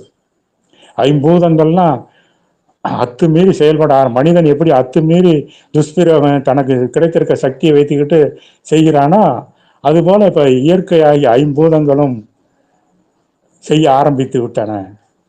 இதிலிருந்து மீள வேண்டும் என்றால் இறைவனை எல்லா உயிர்களுக்குள்ளும் உணர்தல் வேண்டும். நம்மை போன்றதான அந்த உயிரும், நம்மை போன்றவர்தான அந்த மனிதரும் என்ற அந்த உணர்வு, தன்னை போல் பிறரை நேசிக்கக்கூடிய தன்மை வரணும். அந்த பள்ளி எழுச்சியிலிருந்து மனிதன் எழ வேண்டும். அதற்குத்தான் மாணிக்க வாசகரும் வள்ளல் பெருமானும் திருப்பள்ளி எழுச்சியை பாடி கொடுத்திருக்கிறார்கள். கடவுள் உண்மை அதுவாகத்தான் இருக்கிறது. அதனாலதான் அந்த பொழுது விடிந்தது என் உள்ளம் மென்கமலம் பூத்தது என்றார். நம்முடைய உள்ளம், மனிதனுடைய உள்ளம் மென்மைனா தயவு தன்மை உறைந்ததா. கமலம் என்றால் தாமரை. ஏன் தாமரையை முக்கியமாக வைத்த பூக்களிலே தாமரை தான் சிறந்தது. அது மருத்துவ குணமும் நிறைந்த, அதனுடைய தண்டுல இருந்து, விதையில இருந்து, மகரந்தத்துல இருந்து, இதழ்கள்ல இருந்து எல்லாமே மருத்துவ குணம் உடையது தாமரை மலர். அது மட்டும் இருந்தா போதுமா? அது ஆன்ம நேயத்தை பரப்பக்கூடியதாக இருக்கின்றது, மனிதனுடைய உள் உணர்வை தூண்டிவிடக்கூடியதாக இருக்கின்றது. அதனால தான் மூர்த்தி, இறை மூர்த்திகளை போன தாமரையில் இருக்க, தாமரை சின்ன கையளவு தான் இருக்கும். அதில் ஒரு மனிதன் உட்கார முடியுமா? கிடையாது. அதான் தத்துவ மூர்த்தி. மூர்த்திகளெல்லாம் தத்துவ மூர்த்தின்னு உணர்ந்துக்கிறணும். அது உண்மையும் இல்லை, பொய்யும் இல்லை. அது கடவுள் உண்மையை காட்டி கொடுக்கக்கூடிய ஒரு அணுவ குறியீடு என்று உணரணும். ஒவ்வொரு திருமூர்த்தியையும் எந்த மூர்த்தி தரம் தீர்த்தையும் வெறுக்கவும் கூடாது, மூடமா நம்பி வீண் போகவும் கூடாது. அதுதான் சுத்த சன்மார்க்கம் என்பது. சமரச சுத்த சன்மார்க்கம் அதுதான். உண்மையை உணர்ந்து கடைபிடிக்கும்போது அந்த மூர்த்தியினுடைய அனுபவம் நமக்கு கிடைத்து விடும். உண்மை இல்லாம இருந்தாக்கா, உண்மை இல்லைன்னா பக்தியே வராது. அதனால உள்ள மென்கமலம் பூத்தது, பொன்னொழி பொங்கியது, எங்கும் தொழுது நிற்கின்றனன் என்று சொல்லி. எங்கும் தொழுது, நம்ம ஒரு இடத்துலதான் நின்று தொழ முடியும். ஆனால் எல்லா இடத்திலும் தொழக்கூடிய இடையே அதான் புருவ மத்திய ஸ்தானம். புருவ மத்தியில மனோ ஆற்றலை நிறுத்தி அங்கே இருந்து இறைவனை உள்ளொளியா கண்டு தொழும் பொழுது எங்கும் தொழுகின்ற உண்மை வரும். அதுதான் எங்கும் தொழுது நிற்பது. வெளியில தொழுதோம்னா ஒரு இடத்துல தான் தொழ முடியும். எங்கும் தொழுது நிற்கின்றனன். பொழுது விடிந்தது, என் உள்ள மென்கமலம் பூத்தது, பொன்னொழி பொங்கியது, எங்கும் தொழுது நிற்கின்றனன். செய்பணியெல்லாம் சொல்லுதல் வேண்டும் என் வல்ல சர்க்குருவே. சர்க்குருநாதராகிய ஞானமயமான குருவாக ஆச்சாரியனா விளங்கக்கூடிய இறைவனே, நான் என்ன பணி செய்ய வேண்டும் என்பதை எனக்கு சொல்லுங்கள், நான் செய்ய தயாராக இருக்கிறார். செய்பணியெல்லாம் சொல்லுதல் வேண்டும் என் வல்ல சர்க்குரு. அவர் வல்ல சர்க்குரு. இறைவன் தான் நமக்கு உண்மை குருவாக நம்ம அகத்துல அறிவுல இருந்து மூளை நடுத்தளத்துல இருந்து நமக்கு உணர்வா வெளிப்படுகிறார். இந்த வாழ்க்கை சூழலால் வரக்கூடிய பக்குவத்தால் நமக்கு அந்த உள் உணர்வினால் இறைவன் நமக்கு உண்மை குருவாக வர. புறத்துல வரக்கூடிய குருக்களால்னா ஓரளவு தான் இருப்பாங்க. அவர்கள் முழுமை பெற்றவர்களாக இருக்க முடியாது. எந்த குருவா இருந்தாலும் சரி, அவர்களுக்கு சக்தி இறை சக்தியிலேருந்து ஓரளவு கொஞ்சம் கொஞ்சம் கிடைச்சிடும். அவர்கள் உண்மைக்கும் தயவுக்கும் ஒழுக்கத்துக்கும் தகுந்த மாதிரி ஓரளவு பெற்றிருப்பார். அவர்கள் நமக்கு பூரணமான இறைநிலையை கொடுக்க முடியாது. உலக கர்ம சித்திகளை வேணா செய்ய முடியாம அவங்களுக்கு வேண்டிய கஷ்டத்தை நீக்க முடியும், நோயை நீக்க முடியும், அதை செய்ய முடியும், இதை செய்ய முடியும், அப்படித்தான் செய்ய முடியும். அவர்களுக்கு ஞான உணர்வை கொடுத்து தன்னை போல் மெய்ஞான மயமாக வாழ வைக்க முடியாது. அது ஒவ்வொரு மனிதனும் அனுபவத்தினால்தான் பெற முடியும். அதனால புறத்திலே வரக்கூடிய எந்த குருவா இருந்தாலும் அவர்கள் மூலமாக கிடைக்கக்கூடிய நல்ல கருத்துக்களை, நல்ல அறிவுரைகளை, நல்ல ஞானங்களை ஏற்றுக்கொண்டு அதை நாம் வாழ்க்கையில் கடைபிடித்து உண்மை குரு, நமக்குள்ள சிவகுரு சச்சிதானந்தமாகி அந்த அருட்பெருஞ்சோதி குரு தனிப்பெருங்கருணையோடு நமக்குள் நம்முடைய உயிர்ல, உணர்வுல, அறிவுல, ஆன்மாவில் மெய்ஞானமயமா உள் உணர்வா எழுந்தருளுகிறார். அவரை பிடிக்கணும். அப்படித்தான் மாணிக்க வாசகர் இறைவன் அவருக்கு அந்த உண்மை குருவாகத்தான் எழுந்தருளினார். அதான் குருந்த மரம். குருந்த மரம்னாலே பல பேர்கிட்ட கேட்டால் அது என்ன மரம்னே தெரியலன்னு சொல்றாங்க. சில பேர் ஏதோ ஒரு புத்தகத்தில் அது காட்டு எலுமிச்சை மரம்னு போட்டிருந்தாங்க. புறத்துல ஏதோ ஒரு மரம் குருந்தம், அதாவது குருநிலை விளங்கக்கூடிய ஒரு அனுபவம் தரக்கூடிய ஒரு மரம்னு பொருள். அது அகத்துலதான் இருக்கிறது. அதை சார்ந்து இருக்கும்போது தான் நமக்கு உண்மை அனுபவம் கிடைக்கும். அந்த அருவமாக மூளை நடுத்தளம் நமக்கு அப்படித்தான் மட்டமா இருக்கிறது. அதனால ஆவுடையார் கோயில்ல அந்த ஆவுடை மட்டமாக இருக்கிறது. 5 இதழ் அதில் வரையப்பட்டு இருக்கிறது. நடுவுல ஊசி முனை மாதிரி ஒரு துளை இருக்கிறது. அதான் மூலாதாரத்திலிருந்து உச்சி வரைக்கும் வரக்கூடிய இது. கீழ் ஆதாரங்களும் செல்லவே தேவையில்லை. புருவ மத்தியிலிருந்து நேரம் மேலே சென்று விட வேண்டும். அதனாலதான் திருமூலர் சொன்னார், நெற்றிக்கு நேரே புருவத்து இடைவெளி உற்றுற்று பார்க்க ஒளிவிடும் மந்திரம் சொன்னார். நேர நெற்றிக்கு வந்துடணும். அதனாலதான் சிவபெருமானுக்கு நெற்றி கண்ணை வைத்தார்கள். நமக்கும் அந்த உணர்வு கண் புருவ மத்தியில இருக்கிறது. உணர்ச்சி நரம்புகள்லாம் அந்த முகுளம் என்று சொல்லக்கூடிய ஓங்கார மூளை, அதுல இருந்து புருவ மத்தி வரைக்கும் அந்த நரம்புகள் இருக்குது. கீழ் கால் கையிலிருந்து வரக்கூடிய முதுத்தண்டு வழியா வரக்கூடிய எல்லா நாடி நரம்புகள், 76 நாடி நரம்புகள்லாம் அந்த மூளை நடுத்தளத்தை சேருது. அந்த புருவ மத்தியில மனதை வைத்து சிந்திக்க சிந்திக்க அந்த உணர்ச்சி நரம்புகள், அருள் உணர்வு நரம்புகள் அப்படியே எந்திரிக்க உணர்வு மயமா செத்தது மாதிரி கிடக்கிறது. அதான் செத்த நிலை என்று சொல்வது. அது உயிர் தெழுகிறது. அப்பொழுதுதான் நமக்கு அந்த உணர்வு உண்டாகிறது. அதை விடாமல் வளர்த்து வருதல் வேண்டும். அது தந்திர மந்திரங்களினாலேயோ, கீழே உருண்டு கொடுக்கறதாலே, பிறண்டு கொடுக்கறதாலேயோ, அளவு குத்துறதுனாலேயோ, நெருப்புல நடக்கிறதுனாலேயோ, எந்த விதமான தந்திர முயற்சிகளும் செஞ்சாக்க அது வராது. உண்மை, ஒழுக்கம், ஜீவகாருண்யம், அன்பு, எல்லா உயிரிலும் இறைவன் இருக்கிறார் என்பது அன்புமயமா இருந்து, உண்மையோடு இருந்து, ஒழுக்கத்தோடு இருந்து அந்த புருவ மத்திய ஸ்தானத்தை நினைத்து நினைத்து பழகணும். அதான் நினைந்து நினைந்து உணர்ந்து உணர்ந்து நெகிழ்ந்து நெகிழ்ந்து அன்பே நிறைந்து நிறைந்து ஊற்றலும் கண்ணீர் அதனால் உடம்பு நனைந்து நனைந்து அருள் அமுதே நன்னிதியே ஞான நடத்தரசே என் உரிமை நாயகனே என்று வணைந்து வணைந்து ஏத்து நாம் வம்மின் உலகியலீர் மரணமிலா பெருவாழ்வில் வாழ்ந்திடலாம் கண்டீர் புனைந்துரையேன் பொய் புகழேன் சத்தியம் சொல்கின்றேன் பொற்சபையில் சிற்சபையில் புகுந்தருணம் இதுவே. வள்ளல் பெருமானுடைய பாடல் தான் உண்மையான தியான அனுபவ நிலை. நினைச்சு நினைச்சு திரும்ப திரும்ப அதான் நினைந்து நினைந்து 2 சொல் போறார். நினைந்து நினைந்து அப்புறம் உணரணும் அந்த மெய்ப்பொருளே. அந்த சிவம்ன்ற சொல்லுக்கு அல்லது அருட்பெருஞ்சோதி அந்த சொல்லக்கூடிய பொருளை உணரணும். உணர்ந்தா தான் அந்த அனுபவம் வரும். நினைந்து நினைந்து உணர்ந்து உணர்ந்து அப்புறம் தான் நெகிழ்ச்சி உண்டாகும். உள்ள மனசுல நெகிழ்ச்சி உண்டாகும். நெகிழ்ந்து நெகிழ்ந்து அப்புறம் தான் அன்பே, அப்பதான் புருவ மத்திய ஸ்தானத்துல அந்த அன்புமயமான உணர்வு உண்டாகும். அங்கதான் மென் கமலம் பூக்கும். அப்பொழுதுதான் அந்த இறை அணுவும் ஒளிமயமான அந்த அதனாலதான் இறைவனை மாணிக்கவாசர் எப்படி திருவண்ணாமலையில திருவம்பாவையில் என்ன பாடுற, ஆதியும் அந்தமில்லாதோர் அரும்பெரும் ஜோதியேன்னு சொல்றார் முதல் பாடல்ல. முதலும் முடிவும் இல்லாத அரிய பெரிய ஜோதி, அதான் ஜோதி மலை என்று திருவண்ணாமலையை அப்படி சொல்லி வச்சாங்க.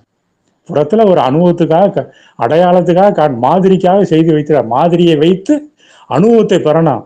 மாதிரியை பார்த்துக்கிட்டே அலைஞ்சோம்னா என்ன கிடைக்கும்? ஒரு மேப்பை வச்சுக்கிட்டு இந்தியா இப்படி இருக்கிறது, காசி அங்கே இருக்கிறது, ராமேஸ்வரம் இருக்கிறது, கனடா இங்கே இருக்கிறது, அமெரிக்கா இங்கே இருக்குது, மேப்பில் பார்த்து எல்லாம் சொல்லிக்கிட்டே வரலாம். அங்கே போனால் இப்படி இருக்கும் அப்படி இருக்கும் அப்படின்னு செய்தி தெரிஞ்சுக்கலாம். ஆனால் அங்கே போனால் தானே அந்த அனுபவம் கிடைக்கும். அது மாதிரிங்க புறத்தில் இருக்கக்கூடிய கோயில், திருத்தலங்கள், மூர்த்தி தலம், தீர்த்தம் எல்லாமே புறத்தில் இருக்கக்கூடிய ஒரு மாதிரி. அதை வைத்து கொண்டு இறை உண்மை அனுபவத்தை பெறணும். அதற்காகத்தான் நம்முடைய ஞானிகள் எல்லாமே செஞ்சு வச்சாங்க. இவ்வளவு நம்முடைய பாரத புண்ணிய பெருநாடு முழுவதும், முக்கியமாக நம்முடைய தமிழகத்தில் அவ்வளவு திருக்கோயில்கள் எல்லாமே மூர்த்தி தலம் தீர்த்தம் எல்லாம் அதற்காகத்தான். இறைவன் இறை அனுபவத்தை மனிதன் உண்மையாகவே பெற்று அனுபவத்தோடு சச்சிதானந்தமாக வாழணும். அதற்காகத்தான் செஞ்சு வச்சாங்க. ஏதோ பரிகாரத்துக்காக கோயில் கிடையாது.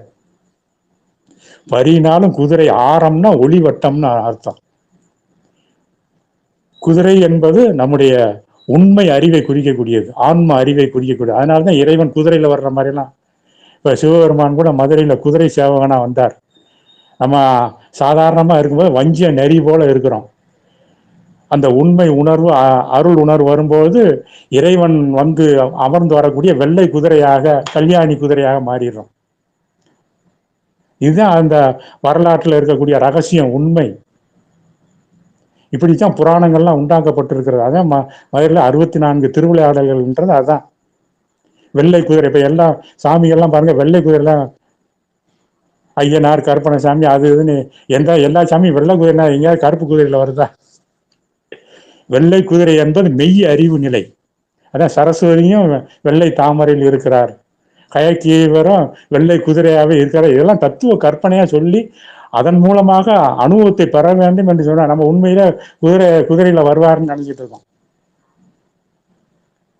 குதிரை என்பது மேதை, மேதை அறிவு. மேதா தட்சிணாமூர்த்தின்னு சிவஆலயத்துல இருக்கும்.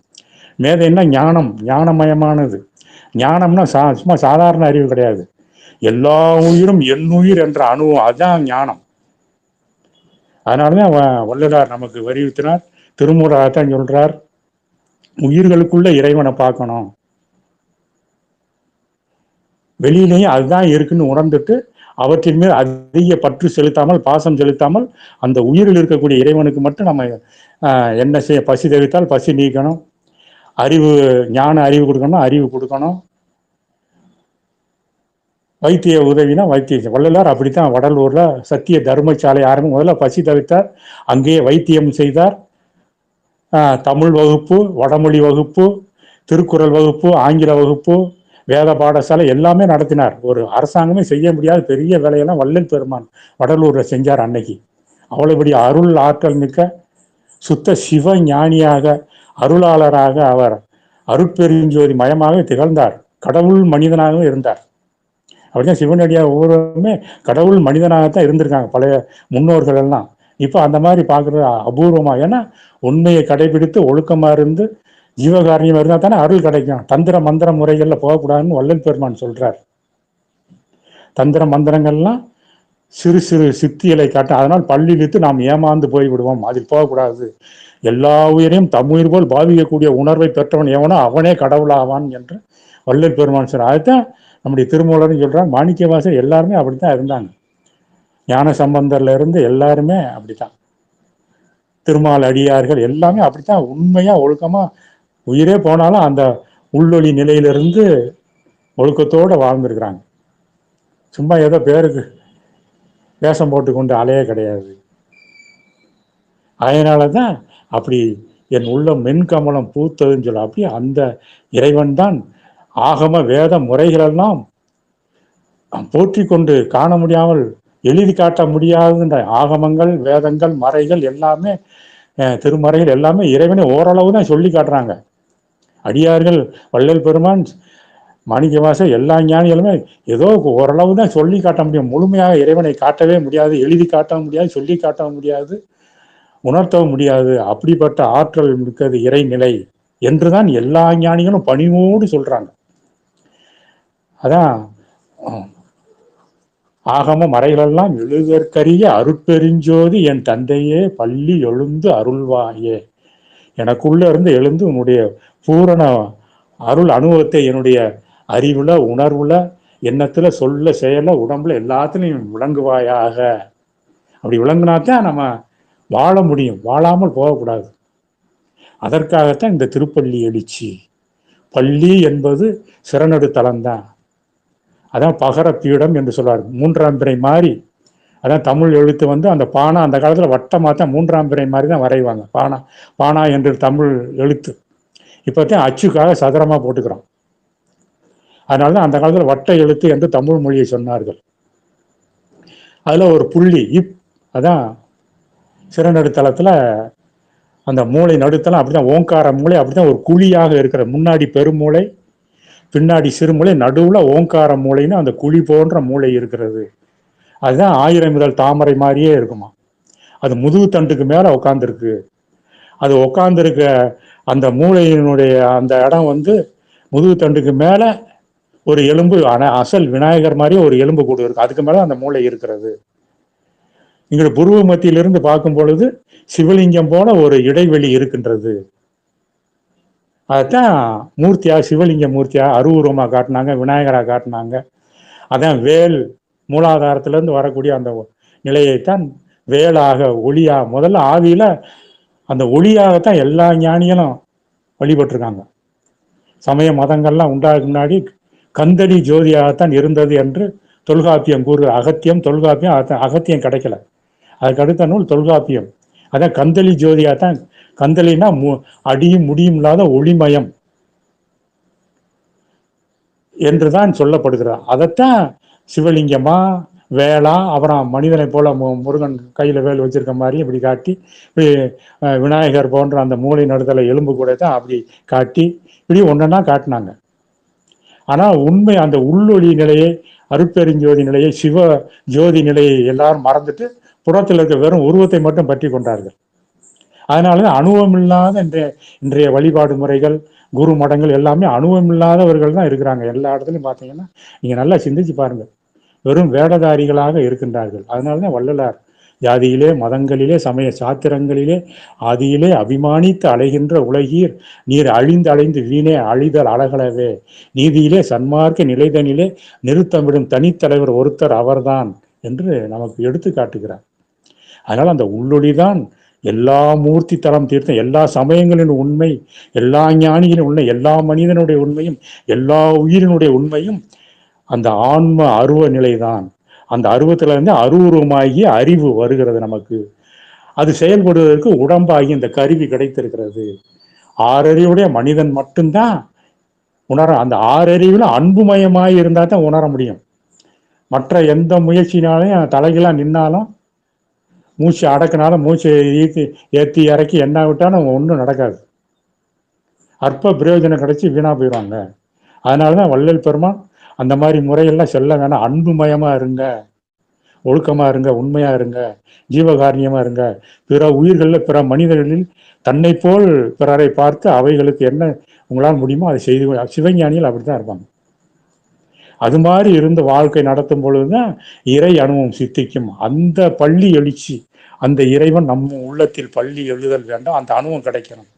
அதுக்கு தான் அந்த மார்கழி மாதம் அமுத கால நேரமாக இருக்கிறது. எப்பவுமே எல்லா காலத்திலையுமே அதிகாலையில 3 மணியிலிருந்து பொழுது சூரியன் உதயமாற வரைக்கும் இருக்கக்கூடிய காலத்துக்கு பேர் அமுத கால நேரம் என்று நம்முடைய வள்ளல் பெருமான் சொல்றார். அதைத்தான் பிரம்ம முகூர்த்தம் என்று. பிரம்மம் என்ன ஒளின்னு அர்த்தம். ஒளினா வெறும் வெளிச்சம் கிடையாது, அமுதமயமான வெளிச்சம் உடைய காலம். அது சிறப்பில் சிறப்பாக இந்த மார்கழி மாதம் முழுவதும் அந்த அமுத கால நேரம் இருக்கிறது. பகல்லையும் இருக்கு, ராத்திரியும் இருக்கு, எல்லா நேரத்திலும் இருக்கிறது. இந்த நேரத்தில் நாம் நல்லா எழுந்து சுறுசுறுப்பாக அந்த உடல் சுத்தம் உள்ள சுத்தத்தோடு இருந்து புருவ மத்தியில் மனதை வைத்து உள்ளொலியை நினைத்து நினைத்து பழகி பழகி அதன் மயமாக இருந்து வாழ கத்துக்கிறணும். அதுதான் உண்மை தியானமாக உண்மை தவமாக மாறும். அதற்கு கொலை புலை தவிர்த்தவராக மது மாமிசம் சாப்பிடாத விரதத்தை ஆயுள் முழுவதும் கடைபிடிக்கணும். ஏதோ 40 நாளைக்கு 10 நாளைக்கு ஒரு வாரத்துக்கு வாரத்தில் ஒரு நாள் அதெல்லாம் செல்லாது. ஆயுள் முழுவதும் உயிர்கொலை செய்யக்கூடாது. வன்புலால் கொடிய கொடிய மாமிசம் உண்ணக்கூடாது. உயிர்கொலையால் வரக்கூடியது கொடிய மாமிசம். அது எந்த மாமிசமா? அறிவை கொலை செய்யக்கூடிய மது அருந்தக்கூடாது. இது மூன்றையும் முதல்ல அடிப்படையா இருக்கணும். அதுல இருந்துட்டு பக்தி யோகம் ஞானம் தவம் வரும்போது நமக்கு உண்மை ஞானம் வரும், உண்மை அருள் அறிவு வரும். அப்பொழுது மாணிக்க வாசகர் பெற்ற பேரு, வள்ளல் பெருமான் பெற்ற பேரு, 63 நாயன்மார்கள் பெற்ற பேரு, 12 ஆழ்வார்கள் பெற்ற பேரு, இன்னும் எத்தனை ஞானிகள் எத்தனை சமயங்கள் எத்தனை ஞானிகள் இருந்தார்களோ அவர்கள் பெற்ற பேரு ஒரு அணு அளவாவது நாம் உணர்ந்து அனுபவிக்கக்கூடிய பக்குவம் வந்துவிடும். அதனால ஔவையார் சொன்னார், அணுவுக்குள்ள அண்டமும் இருக்கிறது, அணுவை துளைத்து எழுகடலை புகட்டின்னு சொல்றார் ஔவையார். அணுவை எப்படி தொலைக்க முடியும்? அந்த அப்பயே தொலைச்சிருக்காங்கல்ல. அதான் நம்ம ஆன்ம அணு, அது அண்டமுற்று நிரம்பி இருக்கக்கூடியது. அது 7 கடலா இருக்கு. மதுரையில 7 கடல் தெருவுன்னு ஒரு தெருவு, 7 கடல்னு ஒரு பொய்கை இருந்து அதெல்லாம் மூடிப்புட்டு அதில் இது கட்டி விட்ட கடையை கட்டி விட்டுருக்காங்க. அதெல்லாம் யாரும் கண்டுக்கல. 7 கடல் அதெல்லாம் அனுபவத்துக்காக. 7 கடல் என்பது 7 6 ஆதாரம் கடந்து 7வது நிராதாரத்தில் இருக்கக்கூடிய கடல் இறைவன் அருட்பெரும் கடலாக இருக்கிறான் என்பதற்காகத்தான் செய்து வைத்தார்கள். அதெல்லாம் நம்ம உண்மையும் தெரிஞ்சுக்கல, எதையும் தெரிஞ்சுக்கல. ஏதோ அப்பப்போ ஏதோ சாப்பிட்டா போதும், தூங்கினா போதும், பொருள் தேடினால் போதும், ஏதோ பிழைத்தால் போதும்னு போயிட்டு இருக்கிறது. இந்த அளவில் தான் மெய்ஞானமோ சமய வாழ்க்கையோ மற்ற கோயில் வழிபாடு திருவிழாக்களோ எல்லாமே அக அனுபவத்தை வச்சு தான் உண்டாக்கிறான். அதை யாரும் உணரவே இல்லை. அதை உணர்ந்து வாழ வேண்டும் என்றுதான் வள்ளல் பெருமான் தான் அந்த அருள் புரட்சியை கொடுத்திருக்கிறார். சமரச சுத்த சன்மார்க்க சத்திய தயவு நெறியை கொடுத்தார். அதான் சமரசம் வரணும் முதல்ல. அந்த சமயம் இந்த சமயம் எந்த சமயமா இருந்தாலும் பொருள் ஒன்று தான். அதான் எள்ளுக்குள் எண்ணெய் போல் எங்குமாம் பாதம், எச்சமயத்தும் உள்ளும் இலங்கிய பாதம், எள்ளுக்குள் எண்ணெய் போல் எங்குமாம் பாதம் என்று வள்ளல் பெருமான் சொல்லி. எச்சமயத்தில் அதுதான் ஆதாரமா இருக்கிறது, தலைமையா இருக்கிறது. அதை முதல்ல புரியணும். அதற்கு அன்புமயமாகணும், அதற்கு ஒழுக்கமா இருக்கணும், உண்மையா இருக்கணும். பிற உயிருக்கு தீங்கு செய்யக்கூடாது, தீங்கு நினைக்கவே கூடாது. தீங்கு நினைச்சாலே பக்தி வராது. அதனால அந்த எள்ளுக்குள் எண்ணெய் போல் எங்குமாம் பாதம், அச்சம் தவிர்த்தன்னை ஆட்கொண்ட பாதம், ஆடிய பாதம், மன்றாடிய பாதம், ஆடிய பாதம், நின்றாடிய பாதம், அருட்பெருஞ்சோதியதாகிய பாதம் என்று வள்ளல் பெருமான் அற்புதமாக சொல்றார். எந்த ஞானியா இருந்தாலும் இறைவன் தான் அவர்களிலிருந்து வெளிப்படுத்துகிறார். ஆதி மனிதனா ஒண்ணு அறியாம இருந்தவனா இறையினுடைய ஆற்றல் தான். எல்லாம் அறிந்த மெய்ஞானியாக சிவஞானிகளாக வள்ளல் பெருமானாக வந்ததும் இறைவன் தான். அப்படி பார்க்கணும். எந்த சமய ஞானியா இருந்தாலும் இறைவன் தான் அவரவரா இருந்திருக்கார். அப்படி சமரசம் வரணும். அதுல சுத்த நிலையை கடைபிடிக்கணும். அதான் உண்மையா இருக்கிறது, ஒழுக்கமா இருக்கிறது. சுத்த நிலை என்பது உண்மையும் ஒழுக்கமா இருந்தால் தான் வரும். அப்புறம் அன்புமயமா, அதான் சத்தியத்தை கடைபிடித்து தயவுமயமா இருந்து வாழ வேண்டும். அதற்கு நமக்குள் இறைவன் பள்ளி எழுந்தருள வேண்டும்.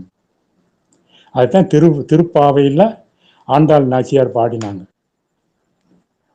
மாதம் மும்மாறி பொழியும் என்று சொன்னார்கள். இறைவனை நினைச்சாலே வாக்கினால் பாடி மனத்தினால் சிந்திக்க போய பிழையும் புகுதருவான் உள்ளனமும் தீயுள் தூசாகும் எம்பாவாய் என்று ஆண்டாள் நாச்சியார் பாடுறார். வாக்கினாலையும் உண்மையா இருக்கணும், எண்ணத்தினாலும் உண்மையா இருக்கணும், உடம்பாலும் உண்மையா இருக்கணும். அப்பத்தான் அந்த எண்ணம் பழிக்கும். அதுவும் இந்த அதிகாலை வேளையில அந்த மாதிரி இருந்து அந்த எண்ணத்தையும் சொல்லையும் செயலையும் வெளிப்படுத்தினோமானால் இறை அனுபவம் நம்முடைய உடல் உயிர் உணர்வு அறிவு எல்லாத்திலையும் வெளிப்படும். அதை அனுபவிக்க கற்றுக்கொள்ள வேண்டும். அதற்காகத்தான் இந்த அதிகாலை ஆகிய அமுத கால நேரமாகிய மார்கழி மாதம் இந்த மாதம் முழுவதும் அதான் தேவர்களுக்குரிய. தேவர்னா ஒளிநிலை. தேவர்னா எங்கேயே இருக்காங்க. நீங்க எத்தனை ராக்கெட்ல அந்த மட்டும் தேடி பண்ணாலும் தேவ நிலையெல்லாம் ஒன்றும் காணவே முடியாது. தேவநிலை என்பது உண்மைமயமான ஒளிநிலை தான். ஒளிநிலைன்னா எதை வெளிச்சம் நினைச்சிடக்கூடாது. எல்லாத்துலேயும் நன்மையாகவும் உண்மையாகவும் இருக்கக்கூடிய அணுவும் அது மனிதனிடத்துல வெளிப்படும். அதனால தேவர்களும் மூவர்களும் யாருமே இறைவனை காண முடியாம தேடிக்கிட்டே இருக்கிறாங்க இன்னைக்கு வரைக்கும். வேதங்களும் ஆகமங்களும் தேவர்களும் மூவர்களும் ஐவர்களும் எல்லா சக்தி சதனும் இறைவனை தேடிக்கிட்டே இருக்காங்க. பாதங்களை புராணங்கள்லாம் அதான் சொல்லுது. இதெல்லாம் உண்மையை உணர்வதற்காகத்தான் சொல்லப்பட்டது. ஆகினால இறைவன் நம் சிறநடுத்தலத்துல உருவமத்துக்கு நேரம் உச்சி குழியில இருந்து வெளிப்பட தயார். அங்கே எப்போதுமே எழுந்தருளித்தான் இருக்கிறார். அவரை நாம் உணர்ந்து கொள்வதற்காகத்தான் இந்த திருப்பள்ளி எழுச்சி பாடல் பாடுகிறோம். அதை மாணிக்க வாசகருடைய திருப்பள்ளி எழுச்சி பாடல் உருக்கத்தை தரக்கூடிய. உருக்கம் வரும்போது சிதாகாய உணர்வு, ஞானமயமான உணர்வு வரும். வள்ளல் பெருமானுடைய அருட்பெருஞ்சோதி அது அக அனுபவத்துல, உயிர்ல, உணர்வுல, அறிவுல, உடம்பு பூர்வமா வெளிப்படுத்தும். வள்ளலாருடைய அருட்பாக்கள் உடம்பு பூர்வமாக வெளிப்படக்கூடியது, உடலோடு சித்தி பெறக்கூடியது. அதான் வள்ளலாருடைய நிலை. அதான் மரணமில்லா பெருவாழ்வு நிலை. அப்படிப்பட்ட திருப்பள்ளி எழுச்சியை ஒவ்வொருவரும், எந்த சமயமா இருந்தாலும், எந்த ஞானியா இருந்தாலும், எந்த மகானா இருந்தாலும், அவர் இறை நிலையை உடையவர்கள் தான். அவர்கள் தான் நமக்கு, அவர்கள் அருள் வாக்காகத்தான் இந்த பாடலாம் பாடி கொடுத்தார். இப்பெல்லாம் யாராவது இலக்கண இலக்கியத்தோடு அருள் உணர்வோடு பாடல் யாராவது இப்ப செய்ய முடியுதா? அதனால இலக்கணமே வேணாம், புது கவிதைன்னு விட்டுட்டாங்க. இலக்கணமும் இலக்கியமும் இருக்கணும். அருள் உணர்வோடு பாடக்கூடியவர் தான் ஞானிகள். மற்றவங்களால பாட முடியாது. அதனால அந்த மாணிக்கவாசருடைய திருப்பள்ளி எழுச்சியை தினசோறு ஓதுங்கள், உருவுங்கள். வள்ளல் பெருமானுடைய அருட்பெருஞ்சோதி திருப்பள்ளி எழுச்சியை பாடி பணிவோமானால் நமக்கு உள் உணர்வு, அருள் உணர்வு கிடைக்கும். இந்த உலகத்துல எல்லாமே கிடைக்கும். அதான் மரணமில்லா பெருவாழ்வே கிடைக்கும். வள்ளலார் மற்ற எதுதான் கிடைக்காது. அதனால நமக்குள் இறைவன் பள்ளி, ஒவ்வொரு மனிதனுக்குள்ள இறைவன் பள்ளி எழுந்து விட்டானா இந்த உலகம் சுவிச்சமா இருக்கும். ஆன்மநேயமா எல்லாம் ஆன்மநேய சகோதர அன்பின்பம் உடையவர் அன்பர்களாக ஆகிவிடும். எல்லாருமே அன்பரா போயிடுவாங்க. வன்பர்களே உலகத்துல இருக்க மாட்டாங்க. அதான் வன்னெறியெல்லாம் ஒளியட்டும் என்று வள்ளலார் சொன்னார். வள்ளலாருடைய வேண்டிய பார்த்தீங்கன்னா, உலகில் வன்பலாம் நீக்கி நல் வழியலாம் ஆக்கி மெய் வாழ்வலாம் பெற்று மிகவும் மண்ணுயிரெல்லாம் கழித்திடல் வேண்டும் என்று இறைவனிடத்தில் வேண்டார். என்ன வேண்டார் பார்த்தீங்களா? உலகில் வன்பலாம் நீக்கி நல் வழியெல்லாம் ஆக்கி மெய் வாழ்வலாம் பெற்று, மெய் வாழ்வுனா ஆன்ம நேய வாழ்வு, மெய் வாழ்வலாம் பெற்று மிகவும் மண்ணுயிரெல்லாம் கழித்திடல் வேண்டும். கழித்திடம்னா சும்மா சாதாரண மகிழ்ச்சி கிடையாது, பேரின்பம் தான், களிப்பு. அதனாலதான் திருவாதிரை களின்னு வச்சாங்க. மார்கழி மாசம் வருது. திருவாதிரை களினா ஏதோ களி சாப்பிட்றது இல்லை, பேரின்பம். திருவாதிரை அன்னைக்கு பேரின்ப அனுபவத்தை பெறணும். அந்த களிப்பை எல்லா உயிரும் பெற வேண்டும் என்று வள்ளலார் இறைவனிடத்துல வேண்டுறார். அப்படி வேண்டணுமானால் நமக்கு துன்பலாம் தீரும், சுகம் பலிக்கும், சுத்த சன்மார்க்கங்களை அணுவும் நமக்கு சுதந்திரமாகும், எல்லா உயிர்களும் இன்புற்று வாழலாம் என்று இந்த திருப்பள்ளி எழுச்சி பாடல் மூலமாக நாம் இதை அறிந்து கொள்கிறோம். அதனால நீங்க எல்லோருமே, கேட்கக்கூடிய எல்லோரும் இந்த திருப்பள்ளி எழுச்சியை பாடி பணிந்து அந்த அருள் உணர்ச்சியை பெற்று அருள் உணர்வோடு இந்த உலகத்தில் வாழ பழகுதல் வேண்டும். அதனால் நோய் பிணி தீமல் விபத்து பேராபத்து மரணம் அனைத்தையும் தவிர்த்து கொள்ளலாம். அதுதான் அருள். அருள்னா உயிர் காக்கிறது தான் அருள். மற்ற பொருள் செல்வம் அதெல்லாம் வரும் போகும், நிலையற்றது. பொருள் செல்வத்தை நம்முடைய அறிவினாலும் முயற்சியினாலும் விடாமுயற்சினாலும் உலகத்தில் இருக்க சம்பத்துகள், ஆட்சி, அதிகாரத்திலிருந்து எல்லாத்தையும் எப்படியாவது பெற்று விடலாம். இன்றைக்கு உள்ள சூழ்நிலையில எப்படி வேணாலும் பெற்று விடலாம் உலக பொருள், எல்லா அதிகாரம் எல்லாத்தையுமே. ஆனால் அருள் வர வேண்டுமானால் அன்புமயமா இருந்து உண்மையா இருந்து ஒழுக்கமா இருந்தா தான் பெற முடியும் அருள். ஆனால் அந்த அருள் உயிரை காத்து தரும். உலகத்தில் இருக்க பொருள், அதிகாரம் எதுவுமே உயிரை காத்து தராது. அருள் என்பது உயிரை காத்து தரும். எந்த விபத்தில் இருந்து நம்மளை காப்பாற்றும், நீண்ட ஆயுளோடு வாழ வைக்கும். இறைமயமாகியும் நித்திய வாழ்வையும் பெற்று விடலாம். இறைமயமாகி சிவமயமாகி எப்போதுமே வாழலாம். அதை தரக்கூடியதான் மாணிக்கவாசருடைய திருப்பள்ளி எழுச்சியும் வள்ளலாருடைய திருப்பள்ளி எழுச்சியும் ஞானிகளுடைய திருப்பள்ளி எழுச்சி பாடல் எல்லாமே என்று சொல்லி, அந்த திருப்பள்ளி எழுச்சியை இந்த மார்கழி மாதம் முழுவதும் அதிகாலையில் எழுந்து உண்மை உணர்ச்சியோடு உண்மை ஒழுக்கத்தோடு இருந்து அன்பு மயமாய் இருந்து மது மாமிசம் தவிர்த்து நித்திய விரதம் கொண்டு கடைபிடித்து எல்லோரும் அந்த உண்மை விழிப்பு நிலையை பெற வேண்டும். அதை விழித்திரு. வள்ளல் பெருமான் சொன்னார், பசித்திரு தனித்திரு விழித்திரு. பசித்திருன்னா பசியோடு இருக்கிறது இல்லை, அந்த இறை அனுபவத்தை பெற வேண்டும் என அந்த பசியில் இருக்கணும். வள்ளலார்ட்ட பசியே பக்கத்தில் வர, பசி வந்துருச்சுன்னா ஞானம் வராது, கடவுளையும் அறிய மாட்டான். அதனால தான் முதல்ல பசியை நீக்கணும். தனித்திரு என்பது ஆன்மமயமாக இருப்பதுதான் தனித்திருத்தல். விழித்திரு என்பது இறை அனுபவத்தை பெற்று வாழ்வது. அதனால அந்த திருப்பள்ளி எழுச்சி எல்லோரும் பெற வேண்டும், பெறுதல் வேண்டும் என்று எல்லாம் வல்ல சச்சிதானந்தமாய் சிவபரம்பொருளை அருட்பெருஞ்சோதி ஆண்டவரை, மாணிக்கவாசர் பெருமானை, திருவருட்பிரகாச வள்ளல் பெருமானை வேண்டி பிரார்த்தித்து இந்த அளவிலே நிறைவு செய்கின்றேன். எல்லா உயிர்களும் இன்புற்று வாழ்க, கொல்லா விரதம் குவளையமெல்லாம் ஓங்குக, என்னை அடுத்தால் சுகம் வாய்ந்திடல் வேண்டும், எவ்வுயிரும் இன்படைதல் வேண்டும், எல்லா உயிர்களின் வாட்டமும் போக்கி அருள் புரிதல் வேண்டும், உலகில் வன்பலாம் நீக்கி நல் வழியலாம் ஆக்கி மெய் வாழ்வலாம் பெற்று மிகவும் மண்ணுயிரெல்லாம் கழித்திடல் வேண்டும், மிகவும் மண்ணுயிரெல்லாம் கழித்திடல் வேண்டும். அருட்பெருஞ்சோதி அருட்பெருஞ்சோதி தனிப்பெருங்கருணை அருட்பெருஞ்சோதி திருவருட்பிரகாச வள்ளலார் திருவடிகள் வாழ்க வாழ்க. தயவு. அருட்பெருஞ்சோதி தனிப்பெரும்